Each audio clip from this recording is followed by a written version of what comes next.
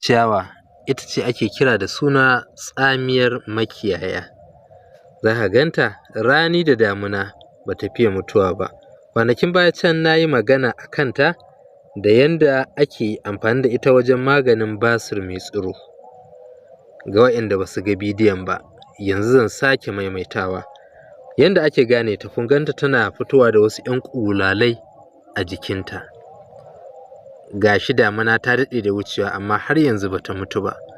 Mafi yawa ma kusan yanzu ne ma ta fi fitowa da yawa.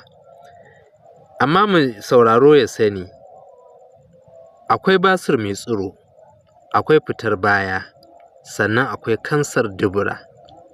Wannan iya maganin basir mai tsiro kaɗai take yi. Kawai a neme ta a daka ta, a shanya ta ta bushe, sannan a daka sai a kwaɓa da man kaɗanya ko ɗanyen man shanu sai a riƙa shafawa a dubura. Insha Allahu za a samu sauƙi da ikon Allah. Tsamiyar makiyaya kenan. Assalamu alaikum wa rahmatullah.